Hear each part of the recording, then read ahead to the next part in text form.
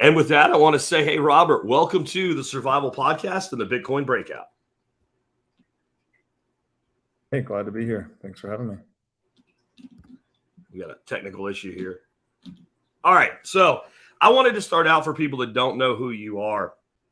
Can you give us a little bit about your background and tell us what made you come into the Bitcoin space in the first place? Yeah, I'll keep it brief as I've shared this on other podcasts before, but my educational background is accounting and finance. I got a master's degree in accounting and finance. I was a CPA for a number of years. I worked in public accounting, so was really focused on optimizing tax strategies for high net worth individuals and investment vehicles. So I really got to see the belly of the beast up close in both education and professional life. And after leaving public accounting, I've been more or less been a career CFO. So mostly focused in the tech sector. And after I got out of that space, I decided that I really wanted to work for myself. I like to joke that I'm unemployable. It's just, I guess, once you've tasted the freedom of entrepreneurship, you kind of never want to go back. And so I knew I really wanted to work for myself. I didn't know exactly what I was going to do. So I forked off initially and did some CFO consulting work. And that just happened to give me the bandwidth to start looking into other things. And this was late 2016. And in 2017, I started looking into crypto. And so my light bulb moment was reading Nick Szabo's work, which was written in the late 1990s on smart contracts. And he described how a smart contract can automate commercial relationships. He uses the proverbial example of a vending machine as being basically a program that automates transactions between buyers and sellers. And my light bulb moment was, oh my goodness, the entire global finance industry is a giant smart contract constituted of human beings right now. And this software seems to be something that can disrupt a lot of that. So, what a rough analogy might be what the industrial age did to blue collar labor, you might consider this wave of innovation would do to white collar workers. So that drew me in. And then I started investing in the space. We ended up launching a fund. So I operated a hedge fund in the space for about 4 years. And, where money went, mine followed. I kept studying these assets closely. And over time, I've just become much more of a Bitcoin maximalist. Yeah, so that's kind of the short and sweet genesis story. I don't know if there's anything you wanted me to go into in particular. Just real quick. I kind of did the same thing, not really as a heavy investor, but I followed a lot of other projects. I always thought most of them were just doomed, but I always thought, well, there has to be something else. And eventually I came to a world where I'm pretty much Bitcoin only. What was the thing that pushed you across that threshold? Well, I guess it's a combination. One is, and I say this often, that people learn through pain. So made a lot of money on shit coins and then lost a lot of money on shit coins. So really quickly learned through firsthand experience that these things are essentially gambling devices. But more cerebrally, the drilling into the concept of decentralization. And that is the key property of Bitcoin that makes it so magical, frankly. And it's not something you can replicate in a lab or a software engineering studio. There's kind of this idiosyncratic sequence of events that led to Bitcoin's emergence, the disappearance of Satoshi. All of these things play into its credibility as a decentralized money, and you can't repeat that. You can't rerun that sequence of events and imbue another project with decentralization. So, as we like to say in the Bitcoin community, all these other projects that claim to be decentralized are dinos, D-I-N-O, decentralized in name only.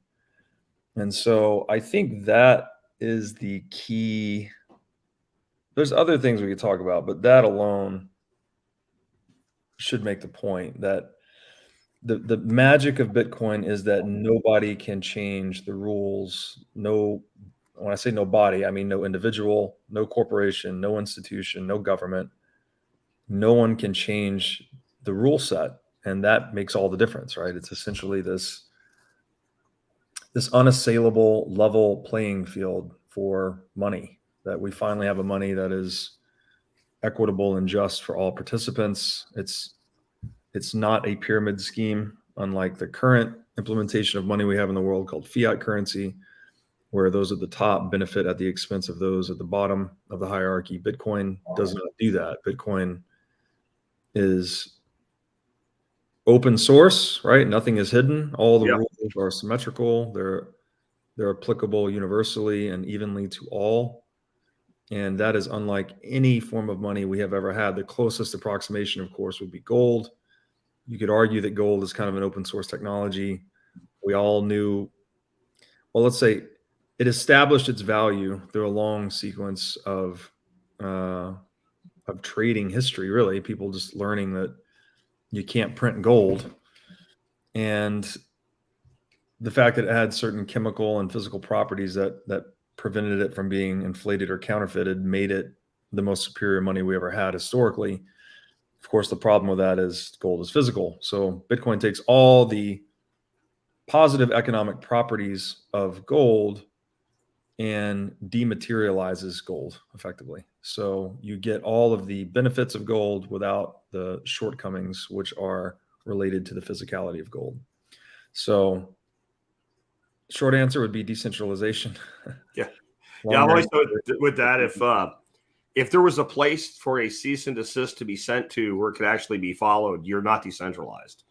You know, right. if your crypto has a CEO, you're not decentralized. That's right. Sorry. It just or is. Foundation, or any of these things, right? Any of these legal entities that we typically look to for as a means of trust or credibility, they actually cut the opposite direction in terms of establishing decentralization. You want none of that. And only Bitcoin has achieved that. Yeah. And so I brought you on because I found you right by the time you started doing the Saylor series with Michael Saylor. Mm-hmm. And I found out you had a podcast called the What is Money Show. So I figured it'd probably be a good idea to ask a guy that runs a podcast called the What is Money Show, what is money? So how do you answer that question?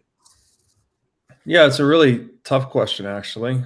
I have a running document with, I think, over 50 answers to that question at this point. And these are either answers that I have read about, I have come up with myself, or guests have proposed on the show. And it's interesting, it's kind of this philosophical question, right? The show is not, when people first hear about the show, they think we're really focused on money, finance, economics. And we are to a large extent, but we're also branching out into a lot of other topics you might not traditionally associate with money. And there's a lot of ways I could answer this question. One that comes to mind now, I heard recently that I really like, is money is liquid power. And now if you've seen the Saylor series, or you've seen the series I did with Jason Lowry, you'll probably have a good understanding of what I mean by that. But I'd like to speak to the definition of power, actually. We typically, I think the word is most often used in the sense of political authority, someone having power or say-so over the life of another person. But that's only one interpretation of the term power. There's this whole other domain that's extremely important, which is physical power, right? So I like to delineate political power and physical power. And physical power, I mean, there's a formula for it in physics. It's essentially joules moved per second, right? Energy moved over unit time. And that is exactly what we are trying to optimize for in the market process. We're trying to harness more physical power per unit of human effort. It's almost the same thing as describing productivity or wealth creation. We're just trying to accomplish greater results with less effort. So money has this interesting intermediate role where it is a representation of physical power in the sense that gold was rooted in, you had to expend energy to discover, mine, and refine gold. That expenditure of energy that was necessary to produce gold is what secured its supply from being counterfeited or inflated arbitrarily.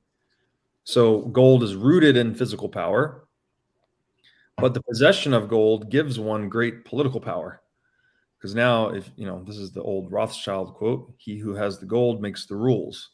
So if I have the gold, I can then I can pay soldiers and lawyers and all of these other things to create a society that I sort of run and tax and extract from. So there's this interesting ambivalence when I say money is liquid power, and that it is both a technology that is rooted in physical power, which constrains its supply, but it also affords its individual possessor or possessors great political power in the sense that, basically one way to say this, the United States is the superpower in the world because we have the most gold. Right after World War II, we had the most gold in North America. So we intervened into World War II, declared ourselves victorious, and then we rewrote the global banking rules at the Bretton Woods Conference, and declared ourselves effectively the central bank of the world. Right, the dollar would be pegged to gold, all of the currencies would be pegged to the dollar, and this gave the United States the exorbitant privilege, as the French called it, to export inflation and import goods and services. So, anyways, that's one answer to the question, and I hope it kind of highlights some key points that we talk about on the show. I think you're dead on, and I think it makes a very good assertion of the total. To me, money is something that has a value, but that value has to then be determined by the market. It has to be discovered across time. Right. It's what money has traditionally been. Whatever humans have agreed within a given economy is money at that time. And over time, it seems that in general, the best form of money available to people at a time becomes the de facto standard. Whether the government wants it or not, eventually that happens. And that's why I, at some point, expect to see a much broader adoption globally of Bitcoin. And yeah, so go ahead. People, to your point, people, and this is such a key insight that I hope more people absorb. People don't follow laws, people follow incentives. And when it comes to money, every individual has the incentive to hold the money that no other individual can print or debase or counterfeit or inflate. That is why we got gold. Individuals figuring that out across a long span of history. We figured gold is the hardest thing to print, debase, counterfeit, or inflate. So it became the premier store of value. And that's what Bitcoin has perfected, right? For the first time in human history, we have a monetary technology that decidedly cannot be printed, counterfeited, inflated. And that makes a world of difference. It's as if the entire process of capitalism has been zeroing in on this innovation. We needed a sound money to really make capitalism work, and to depoliticize the economic process, which is to say, get government out of your pockets. Yeah. What we've been trying to do throughout all of human history, and Bitcoin is a tool that makes theft very expensive and therefore makes government less relevant. I get the question all the time, where should I buy Bitcoin? And my answer in general is, I don't really care as long as you don't keep it there. That's right. You buy it from Coinbase. Okay. As long as you're withdrawing it the second it's yours, then I don't care where you get it. I care that you keep it. And it's interesting to me that so many people still don't hold their own Bitcoin. And I think it's because we've been lulled into this belief that we're not capable of being responsible for ourselves. We need the banks. And so when you're using an exchange to me, you're using basically a unregistered securities bank or something to that effect, instead of being your own bank, which is so simplistic to do with Bitcoin. It was designed for that function, and people don't do it. And I don't want to get deep. I mentioned real quick the FTX thing. I don't want to get that deep with you on it. I didn't know if you want to talk about. That's why I asked, and I could tell you didn't really want to go that deep into it. But it's just another example, right, of why you don't do this. You don't let someone else hold your property when one of the most valuable things about this form of property is you can self-custody it. That's exactly right. On the exchange topic, I'll do a shameless shill here. I'm an investor and advisor to Swan Bitcoin. Okay. And what I love about that service is it's automatic buy, automatic withdrawal to cold storage. So I don't do anything. I just say buy X dollars per day of Bitcoin and send it to cold storage. And it just does it every day. You do it per week. I think they do per minute, whatever frequency you want. And that, to your point, is getting the Bitcoin and then getting it off exchange, right? Yep. Getting it into self-custody. And only in self-custody are we able to realize the ultimate value proposition of Bitcoin, which is effectively zero counterparty risk, right? There's never been a digital asset that did not suffer from counterparty risk. And counterparty risk means you're basically trusting someone or you're accepting someone's promise to money or to an asset rather than the money or the asset itself. And with Bitcoin, it's trivial to take possession of or to take custody of your own assets. That's the magic of it, right? Again, there's this great incentive to hold the money no one can print. If you're not holding it yourself, then whoever's holding it can print more IOUs and say, hey, here's more paper Bitcoin. And they, if you're on Coinbase or you're in a bank or you're with any custodian, you're just looking at digits on a screen. They can tell you whatever balance they want. That doesn't prove that they have the reserves to justify what they're representing to you. And so this is very important. Like, people are almost lulled into this complacency of whatever number I see inside of online banking is my money. Like, well, ask the Canadian truckers about that. Yeah. Right. A lot of people logged into online banking around that time and noticed, oh, wow, this money that I thought was mine has now been seized or frozen or reversed. Like, it's, again, private property rights. You don't have any privacy, or really, you don't really even have strong property in fiat currency. It's being inflated all the time. It can be deauthorized and it can be seized. Bitcoin in self-custody is immune to all that bullshit. Absolutely. Because you're not just trusting someone else not to screw you. You have to have that. You're not just trusting them that they won't screw you or stab you in the back, or however you want to put it, or seize your funds. You're also trusting they won't fail. That's right. Right. So it's not just, it doesn't just have to be malice. It can also be incompetent. Yeah. And it can, of course, be incompetent malice, which I think is the majority of things. And the failure piece comes with leverage, and that gets you into the FTX story. These custodians or exchanges, which are often one and the same, are quite often taking possession of depositor funds, and then they're making bets with those funds. So this is like a custodial bank acting as an investment bank, and none of that is typically disclosed, right? It wasn't disclosed that FTX and or Alameda was taking directional leveraged bets in the crypto market space with depositor funds. Like, no one, as far as I know, they did not disclose that. And then what happens? Well, the tide goes out and you see who's swimming naked, and they get fucking liquidated. Yeah. So again, the number you saw on the screen that you thought was yours vaporizes. And that just speaks to the importance of self-custody, and not your keys, not your Bitcoin, right? It's that simple, and you've got to take it very seriously.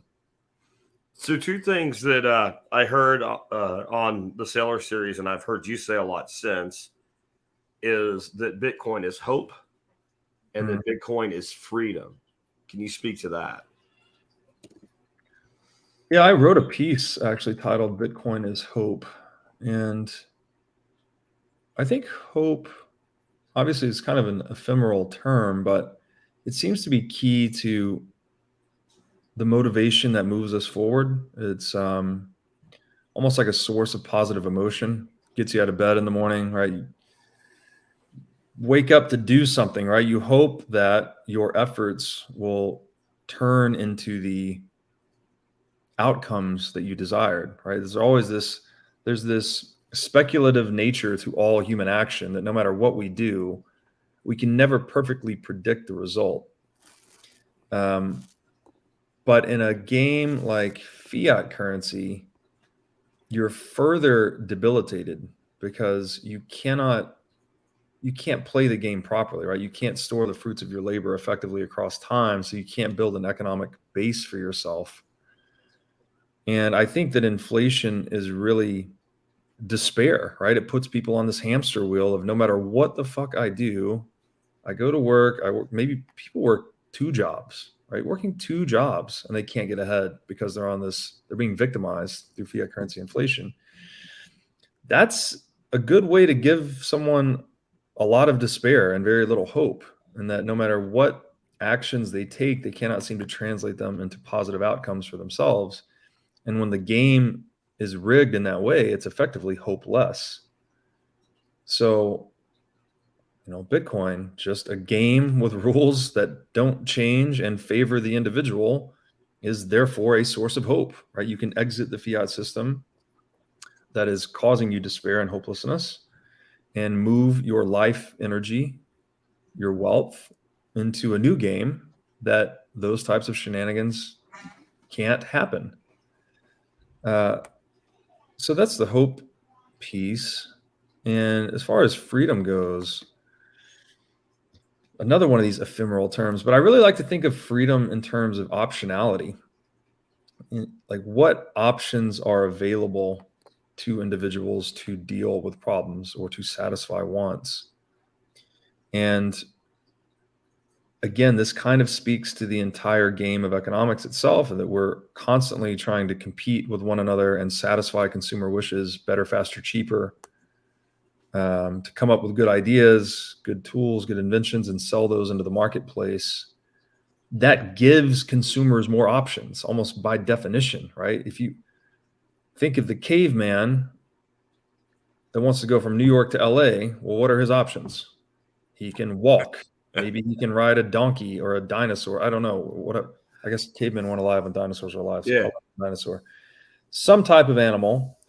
You get a little bit into the Industrial Revolution, and all of a sudden we have automobiles, right? That'll get you from New York to LA a lot faster. So you have additional optionality on transportation because you can accomplish your aim with less effort. Again, the purpose of economics. And then, fast forward to today, and what do? We fly from New York to LA in 4 hours, no problem. Those are options that were not afforded to the caveman. So optionality is at least one aspect of freedom that I think is extremely important. And with fiat, again, you have this situation where central bank insiders are effectively stealing options from outsiders. They're stealing purchasing power. So if I had $1 million in a bank and I know that I like to eat $100,000 of steak per year, I've got 10 years worth of steak in the bank account. Well, if the central bank goes out there and starts inflating the currency supply, debasing the per unit value of currency, which is to say driving up the cost of steak, they can turn my 10-year worth of steak savings in the bank account into 5 years, right? If they double the price of steak. So they're robbing you. They're stealing options from you. And that is clearly coercive to human freedom. Also destructive to just human intercourse, right? No one likes to be robbed. It creates, puts a bad taste in everyone's mouth. It creates divisiveness, confusion, leads to violence often. And so Bitcoin, once again, just says, fuck you to all that. You can now hold your savings in a money that no one can do that to you. So you have this unparalleled degree of optionality in terms of being able to preserve the fruits of your labor across time. But you further have this unparalleled degree of optionality in your ability to move that capital anywhere in the world, right? This is just, your private key is an alphanumeric string. Again, if you're in self-custody, you can move, put it on your brain and walk across a border with $1 billion on it. As the example a lot of people like to throw out. I don't recommend brain wallets. I recommend geographically distributed multi-key or multi-signature custody schemas. in which you and a trusted few basically have a key quorum, and you can unlock it and move it. That way, that protects you from physical coercion, the $5 wrench attack, and all that. But the point is, there's just Bitcoin gives the individual more options than he or she has ever had before. And it is at the same time devitalizing the institutions which steal options from us, like the central bank and like the nation state. So, Bitcoin is described in a lot of ways, but hope and freedom seem to be two of the best ways to describe it. That's a really great point, the optionality for defining freedom, because most people think of freedom as, well, there's no one that says I can't do a thing. Well, you can imagine a situation you could be in where no one says you can't do a thing, but you only have one choice. You're not very free. Well, that's the options, right? Right? Yeah, you take the If options someone away. says you can't do a thing, and you have the option to say fuck you and do it anyways. That's an option. You don't really have that option in fiat currency land, right? You try to send a wire, and the bank says, "Hey, we don't like who you're sending it to." You can't say fuck you, send it anyways. They just reject the wire. They might turn off your account. You may not be able to even get it out and find another way to send it. You may it. not get your money back. Depending on who you're sending it to. So, but if I have self-custody Bitcoin, no one can say anything. Yeah, which is another good way to describe Bitcoin. Fuck you money. Yeah. Just lets you say fuck you to anyone that tries to intercede in your affairs. Yeah. And it kind of changes the definition of that as an old term, where it usually meant that I just have enough money, I can do whatever I want. Right. This is more, I could do whatever I want with my money, which everybody always was lulled into this false belief that they could. But no, you couldn't. Try to send it to a country that's on the shit list right now. And you're not sending it to their government to buy tanks and bombs. You're sending it to your, I don't know, maybe your grandmother, because you're an immigrant and she's trying to buy food, and they tell you, no, you can't send grandma money to buy a sack of potatoes. And if you don't think that's happening right now, you're just not in touch with reality. Yeah, that's right. The other side on the hope, I came up with this. I wanted you to see this, and I'm going to use it as a chance to pimp it to my audience anyway. After listening to you talk quite a bit about this, along with Michael Saylor, but with other guests and on your own, the concept of having this hope for the future. And what it made me think of is many, many years ago when I was a regional vice president of sales for a tech company, New York City was in my territory. And I'd walk around in Manhattan. I'd look at some of these churches that were built in the mid 1800s when we were on a gold standard. And I'd look at this one in particular, and the whole entire church is nothing but sculpture. Mm-hmm. Like, you literally can't build that today in a fiat standard. You can't put a guy up there with a chisel for 10 years for his one piece of the church. It won't work. It won't happen. We don't build things like that anymore. And hope is the future. So when you were talking about hope and how you have the potential for tomorrow to be better than today, when you don't have that, it's a very dangerous situation. No person ever committed suicide who in their mind had hope that tomorrow would be better than today. When you get to the point where you say, this will be the best it will ever be for me ever again, and I'm miserable, that's when people put a gun to their head. But it's not an on-off switch for most people. Like, people walk around committing slow suicide with substances or diet or health all the time, and they know they're killing themselves, but they don't care. They've lost hope. They're not thinking about their kids or their grandkids, let alone their great-great-grandchildren. So when I look at Bitcoin, it's bringing back the concept of 7-generational thinking, building things today for children I'll never know. The old Greek proverb, when old men plant trees under whose shade they know they shall never sit, that's when a society grows great. And that's why I love the concept of Bitcoin as hope, because I tried to always think about my kids and my grandkids, and it kind of ended there. Like, I'll hand them as much as I can, and then that's it. But the more I've delved into this and I've built wealth with it, the more I think that they'll someday be, children who will have to look up a picture of me to even know who I was. That something that we've left behind for them will still be there. And I think, honestly, at the foundations of what we call the United States today, that was the mindset that people had. A lot of them knew they weren't going to do that great, but they knew it was something better for the next generation. And so that's why Bitcoin is hope to me. That's well said. Another option that Bitcoin gives you is this ability to just hand your wealth directly to your heirs without a state tax and all this other extraction. That alone can radically lower someone's time preference if they take it seriously, right? That you now own an asset that accretes purchasing power from every successful entrepreneurial activity in the world forever. Hmm. And it's an asset that no one can forcibly separate you from. I would say that should give you the raw materials, at least, to radically lower your time preference and consider your present actions in the context of 7 or more generations in advance. And that I'm sure you're familiar with the concept of time preference. Absolutely. Safety popularized it. Clearly, an idea we need to get permeated more into the world, but I think it is almost indistinguishable from civilization itself. It's like the lower we can get the collective time preference, the more of those buildings you will see, right? The more of this sophisticated, beautiful architecture that takes 300 plus years.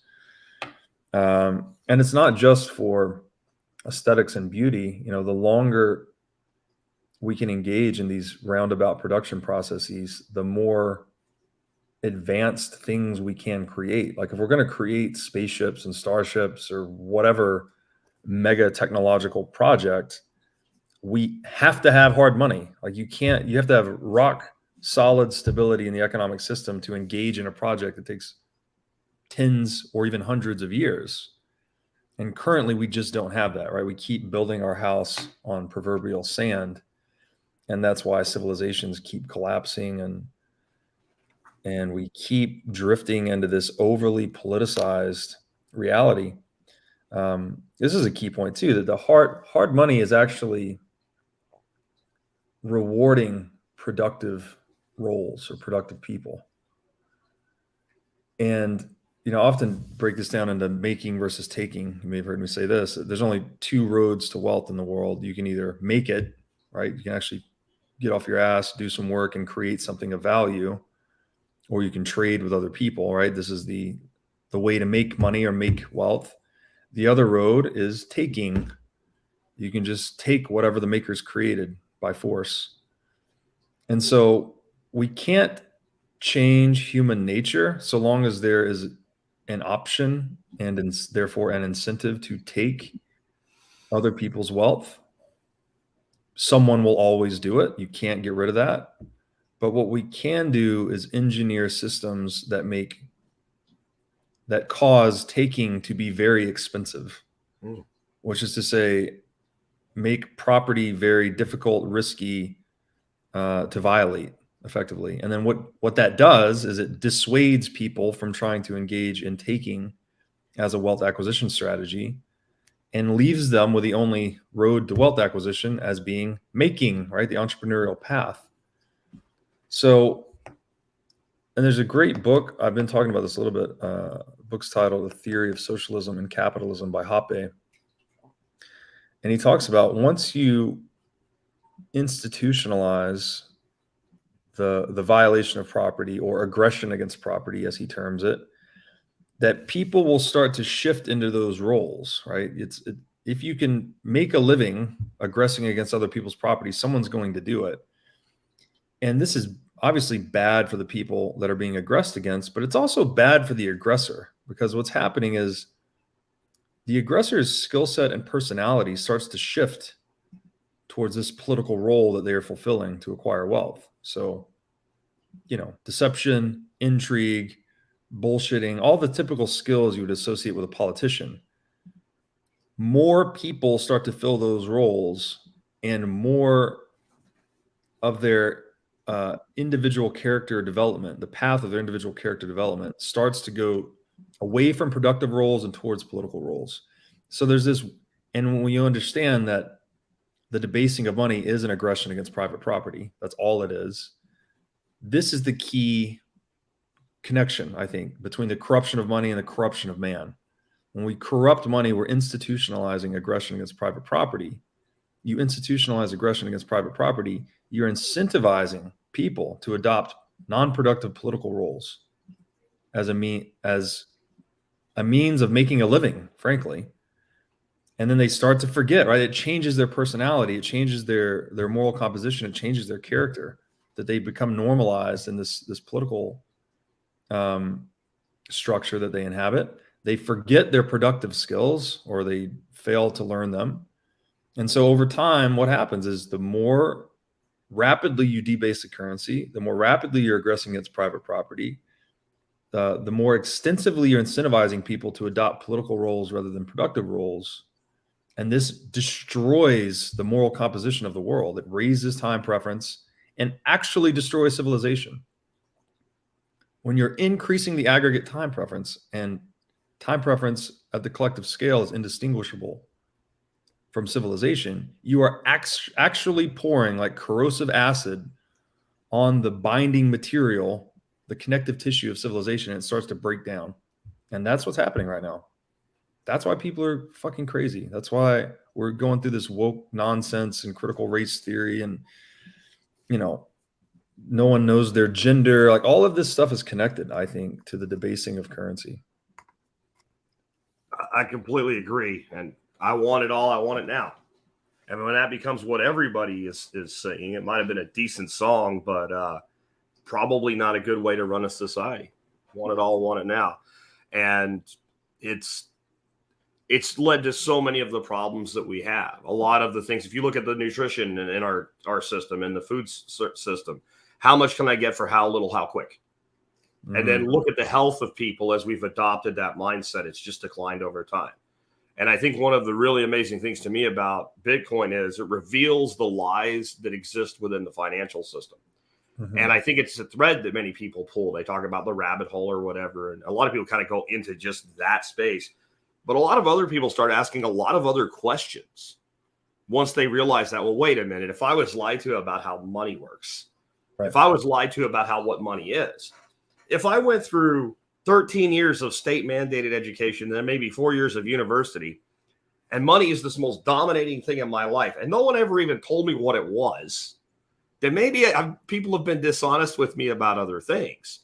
And they start pulling on those other threads, like, well, maybe we shouldn't be eating the crap that they say we should eat. Mm-hmm. Maybe we shouldn't be taking the drugs that they say we should take, etc. And and that's why I started doing Bitcoin Breakout as a piece of survival podcast, because I started seeing like all these people in the Bitcoin space start asking about the things that we've been talking about for 15 years now. And I think it is that kind of just, wait a minute, like everything's not quite right. And it leads to, and I've heard this put a bunch of different ways. I've heard things, instead of just number go up, freedom go up. I think Guy Swan was maybe the guy that I heard say that first. And state power go down. And state power go down. If freedom go up, then state power has to go down. That's how that works. And freedom is never granted. It is taken. It is seized. Yes. Right. That's the only way you get freedom. And so one of the things I hear you call yourself, and I'm like, I like this even better than Bitcoin maximalist. Freedom maximalist. What is the concept of freedom maximalism? Yeah, I mean, you could probably retitle it as a pure libertarian. Like, this is not libertarian in the sense of the political party. Yeah, it's that word's been ruined. Like many words have been ruined by the state. You could also classify me as a crypto anarchist. And anarchy has a really bad rap. People think it's chaos. That's not what it means. The term archon means ruler. So someone that is politically superior to you. An archon is without political rulership. So it's not no rules. It's no political rulership. You don't need someone to tell you what to do. All we need government to do, in theory, is to preserve life, liberty, and property. And Bitcoin goes a long way to obviating the scope of government in that respect.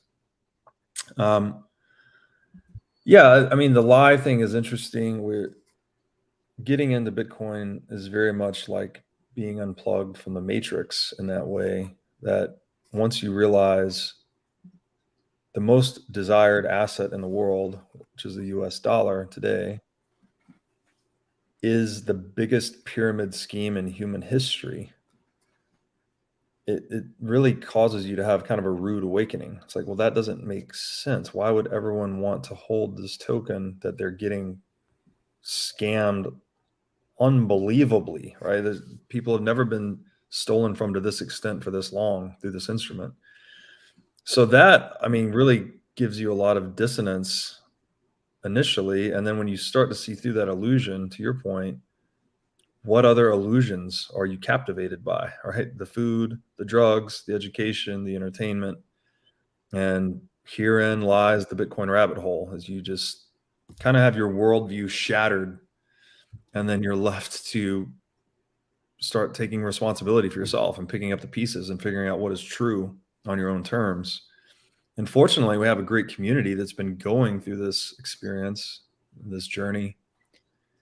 Obviously, everyone individually, but also kind of as a group, you see these patterns or these trends where Bitcoin's taking people back towards ancestral diets, towards traditional value systems. You know, there's a lot of people kind of returning to God and Christianity, and not in any.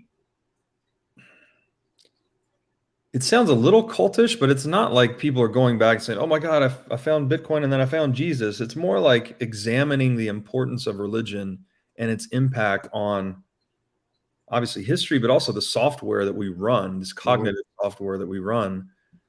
These social institutions we've created are built into us, right? Like I've made an argument recently. This is based on the book Inventing the Individual.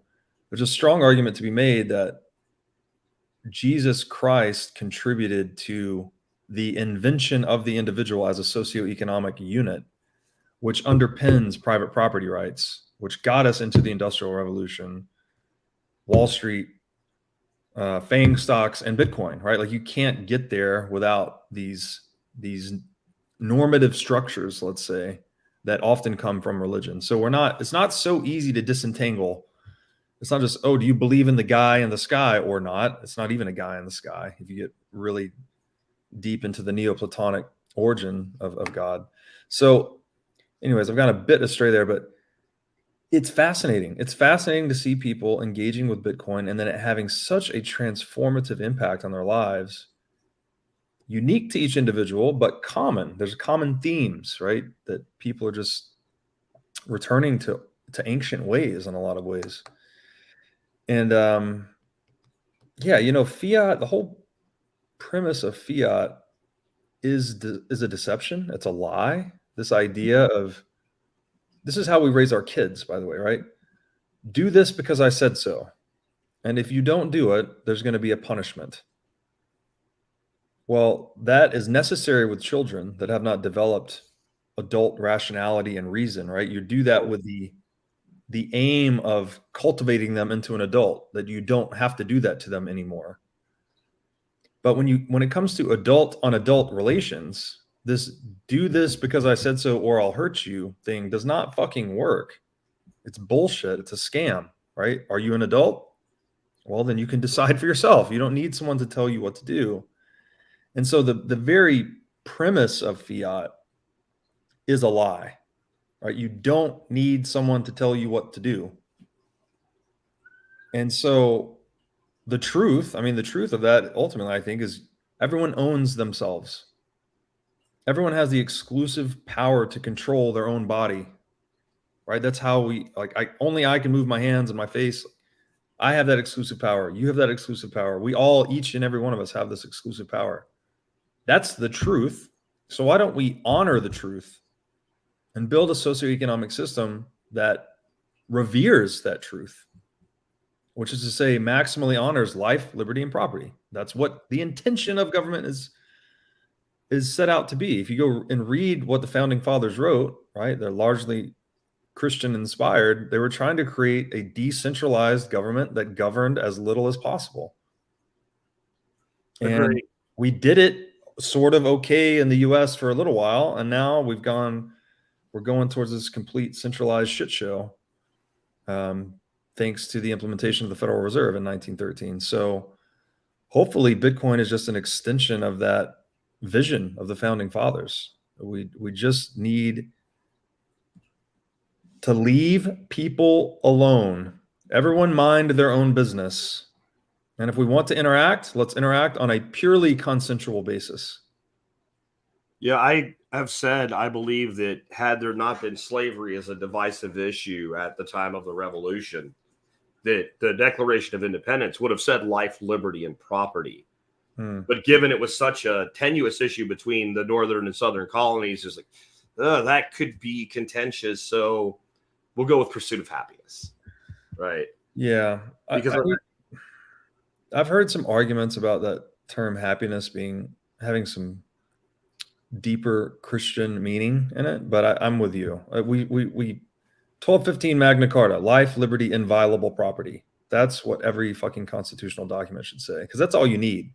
Once you have life, liberty, inviolable property, you can go pursue all the happiness you want. And you do it in a way that's not treading on the happiness of others. My self-interest stops where your self-interest begins. It's really simple. Inviolable property. It's very simple. It's really simple. As you might imagine, you're speaking to friendlies when you're speaking of anarchism here. Yes. From the flag behind me, right? Yeah. My right to swing my fist ends where your nose begins. Yes. And it's so fucking obvious that I can't believe it's sad, honestly, to see people arguing against it. If we consider the most essential market for all, the market for human reproduction, all other markets exist to serve that market, by the way, right? We're animals. We want to reproduce. It's Darwinian. It's our genetic impetus is to propagate ourselves. We don't tolerate non-consensual fucking dating. It's not like people can go out here and, I mean, you can, but it's not legal. Yeah. To go and take a mate and try to force her to reproduce or whatever. Like, that's insane. That's actually insane. Yet that's exactly how we treat our economic system. We have people being forcibly extracted from. And we know, like, everything, all the philosophical underpinnings of Western civilization know this to be an abhorrent evil that collapses civilization. Yet here we are, once again, engaging in it through the debasement of currency for our safety, right? Print that money to fight the virus or whatever the fuck story people are making up these days.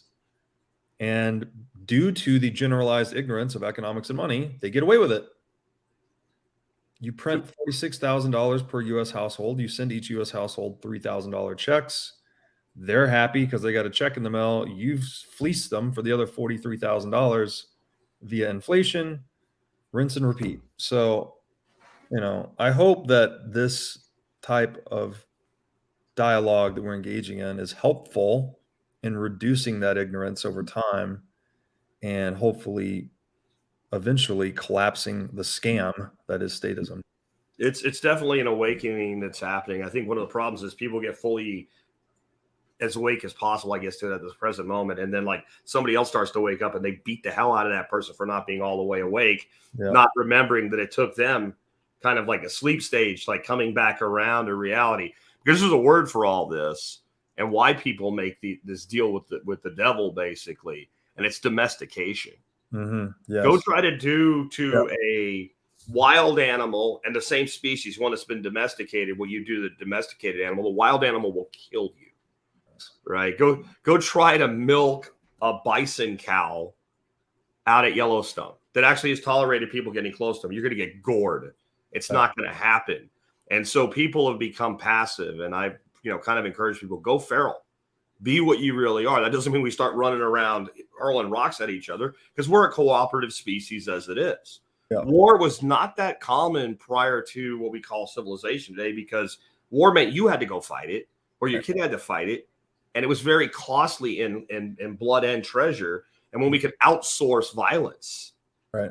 When we could have force by proxy. So it didn't just become war. Then it became taxation. It became all these regulations. And I don't think people even get in their heads that when they push a button for, ass clown A over ass clown B in the next election, you're voting for force by proxy for the things you want on peaceful people. And I ask the question, what are you willing to use violence and force on peaceful people to have? Mm-hmm. And then people get really mad when you do that. I'm sure you've had the same experience. They get really upset with you. Yeah. Oh yeah. And it's like you're not mad at me. You're mad at the question. You're mad at the answer to the question. You don't like the answer to that question. Yeah, people. It's a weird thing. Nationalism in general, I think, is this mass hallucination.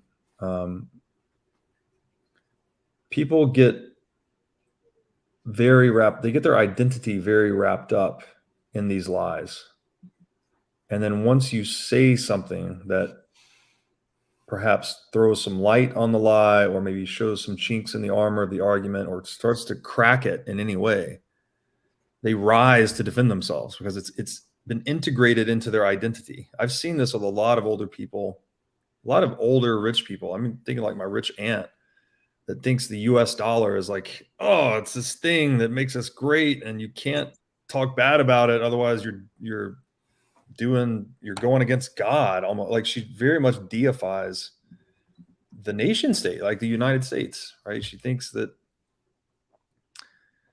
I don't know, it's really bad. It's very pernicious because you're talking to the victims, not my aunt necessarily, but like on Twitter, I'm thinking, hey guys, this debasement of currency is being used to extract your life energy and purchasing power. So inflation and taxation are theft. Let's do something about this. And then the very people that are being taxed and inflated will rise to the defense of the state and say, well, what about the roads? What about the schools? What about this? What about that? Like, yeah. What in your fucking mind makes you think there's anything that can be built with non-consensual exchange that we can't build more efficiently with consensual exchange? Like I can't think of anything more obvious. I can go back to the dating example. It's like, okay, we want to be fruitful and multiply. We want a lot of happy people making a lot of new happy people. Should we do that with consent or non-consent? Like, how do we maximize the number of happy people we create? Is it consensual sexual activity, or should we have people going out here raping people to make new people? And this is a very, like, people freak out about this comparison, but it's literally just the performative dimension of consent. Is it consensual or not? It is that simple. Do both parties agree or not? Does one party have the option to say no and the other does not? That's non-consensual. If both parties have the option to say no, then it's consensual, right? You let people self-organize. And I like that you brought up domestication because that is what it is, right? We obviously, domestication is good, I would argue. Now there's a lot of people that argue against me about this. I think domestication is good for human and animal relations, right? We need to domesticate animals to eat, to create products. I think the animals are here, they're put for our use on this planet. There's a lot of ethical vegans that are going to just harangue me for this, but that's how I see it. Now, domestication is great for human on animal relations, but when you apply domestication to human on human relations, it's just like trying to put fiat on adult relations. It doesn't make any fucking sense. No one needs to be domesticated. I don't know, man. It is honestly scary. It's scary seeing how people react to these type of conversations, seeing how the victims react to these types of conversations, because it's not often what I would have hoped for. I would hope that people would accept, get this little glimmer of truth and maybe go through an awakening. And many people do, but there's a lot of people resistant to it. And at that point, you have the slaves defending the masters. Correct. That is a weird thing. It will, though, right? Because the more generations you domesticate, the greater the domestication, right? Stockholm syndrome. So not even Stockholm syndrome. Think about your relationship with your dog. I love my dogs, right? Mm-hmm. But my dog will kill you if you try to hurt me. Yeah. There's no doubt, though, that I am that dog's master. Mm-hmm. Now, and I'm with you. I think that kind of is a naturally progressed relationship between canine and human, and the dog benefits from it, the human benefits from it. But there's no reason to think that if we domesticate humans, they won't defend their masters. Right. And the more years of domestication, the harder it is to reprogram and get them to release it. Because there are a lot of people, if you gave them total freedom, they'd run away from it. Yeah, it's scary. It's a very strange ethical line to observe. And I don't know, maybe some people have been so conditioned into domestication that they're happy doing that at this point, and all of this freedom talk is extraneous for them, maybe. But man, that just seems like it's very restrictive on human potential. Like if we're busy domesticating one another, then we're not busy innovating and solving problems and going to the stars. Like we have so much great fucking potential, but we keep engaging in these self-destructive patterns. And I guess the great promise of Bitcoin is something that just inhibits some of that self-destructive tendency that humans exhibit. Can you talk a little bit as we get here near the end? I want to be respectful of your time today, but about the first principle and exchange, right? Like, I think that shows right now the power of Bitcoin, because I hear this: is it a medium of exchange or is it a store of value? And I almost think, well, it kind of has to be both, or you don't have either. Yeah, so I wrote a piece about this saying exchange is the first principle, and this one's really difficult to talk about, but there's a physicist named Brome, and I think he described reality as an unbroken wholeness. So we often think, we have this reductionist mindset, and this is all left hemisphere, that we try to categorize things. We put things into buckets and words, and we're always reducing and categorizing. And that's how we deal with the complexity of the world. That's what we're doing with language too, right? We're mapping meaning of individual words onto things or concepts in lived experience. And that's useful for navigating reality, but ultimately everything influences everything else, right? Everything touches everything else. It's just like we're in one big ocean with no shore and no surface. It's all energy, right? It's people have energy, instruments have energy, buildings have energy. And so the constant interrelation of all these systems of what, your body's a system, you live in a social economic system, there's a moral code, there's legal codes, there's all these systems vibrating around you all the time. The means of interrelatedness between all of them is exchange, right? So the whole universe is constantly engaging in exchange with itself. So that's way out there, way deeply philosophical. But if you look at the etymology of the word God, actually, and you go to the Proto-Indo-European root, you find the word gut, G-H-U-T.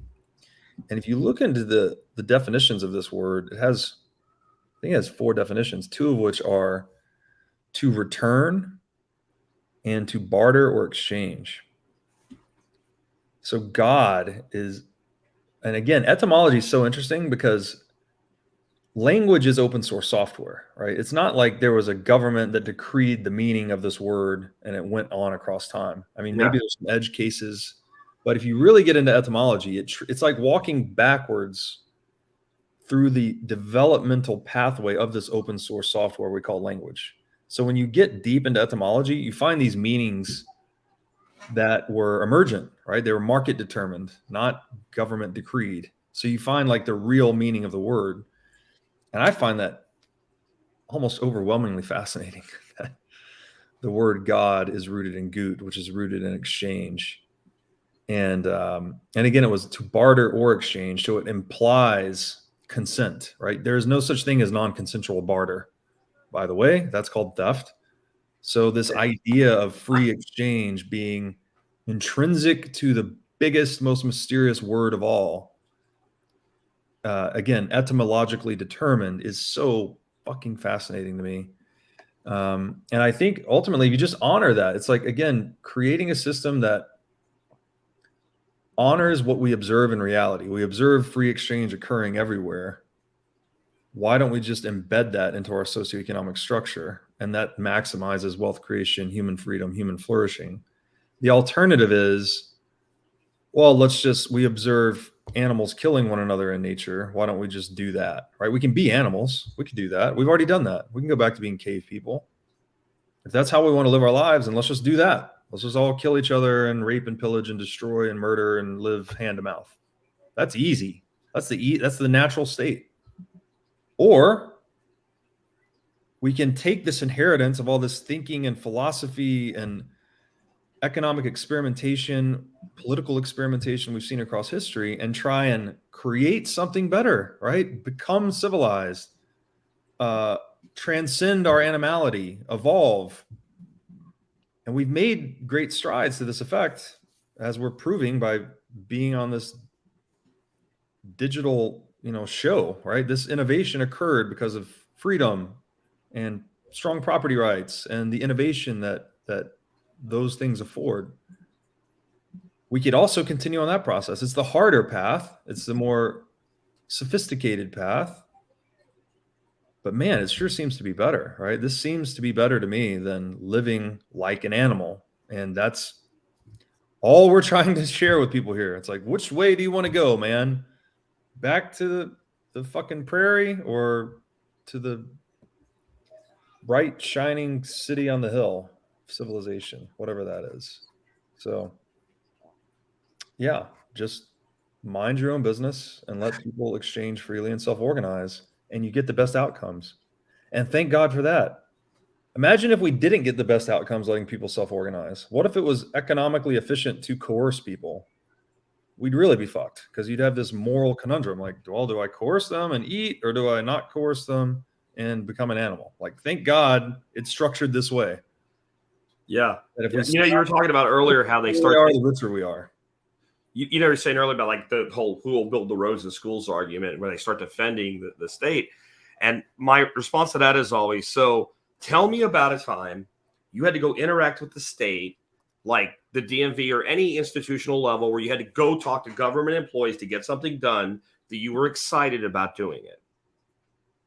And you just get this look of, like as though that's not a reasonable question to ask in that. So Right. Why do you think they're really efficient at building roads and schools? Right. Well, we know they're not. And by the way, do they actually build roads and schools? No, they steal money. Yeah. And then they hire private companies to inefficiently build roads and schools where they have opportunity. I know for a fact we have construction companies here that are like subcorps. They're set up. They get a government contract. They suck all the money out. They go broke. They never finish the project. Another company comes in and does it that's owned by the same company. I know several people have basically retired on that, running companies like that and never completed a project completely. Yeah. Right. So, and that happens all the time. And why wouldn't it happen when there's no alternative? Right. When there's nobody competing for that business? And if you ask them if they like monopolies, they always say no. And then when you point out the largest monopoly is the state, they don't like that. And I don't know that we're ever going to get through those people, but it is a phased wake up. And I think a lot of it is what I'm encouraged by a lot is the massive movement in homeschooling. Yeah. We homeschool our grandparents. I'm like, I'm not letting the state have my kids. Yeah. No. For sure. No. Yeah, the whole idea of the profligacy of the state, right? It's obvious when you consider, we call this a free roll in Las Vegas. If someone is going to stake your bet, well, then you're going to fucking take the bet. What do you got to lose? You have no downside. You have upside only. So of course you're going to take the bet. Well, what is the state doing? They're spending stolen money. They have no downside. They didn't work to earn that money. They stole it. Yeah. How does it get spent? Foolishly. It's not a surprise. Like, it's so obvious. I'm just amazed that people, I guess, haven't thought about it. You just haven't thought about it enough. And so hopefully, again, this conversation and the general resurgence of dialogue in podcasting, especially in the Bitcoin universe, is hopefully helping people think more about how we organize ourselves. So last one I have on the outline here from you is that Bitcoin is a global declaration of independence from the central bank tyranny. Talk a little bit about that. And if you could, maybe a little bit about central bank digital currencies, because that's coming, I think, in various flavors all over the world. Yeah, I've got to get going here, but I mean, I would just say that central bank digital currencies are everything that's wrong with fiat currency amplified. So you have even less privacy, less control, et cetera, over your assets. It's very likely that it will become part and parcel to a social credit scoring system like we see in China, where if you don't do what you're told, talk how you're told to talk, and act how you're supposed to act, you'll get your money turned off selectively based on government policy, which is just a totally fucking Orwellian dystopian nightmare.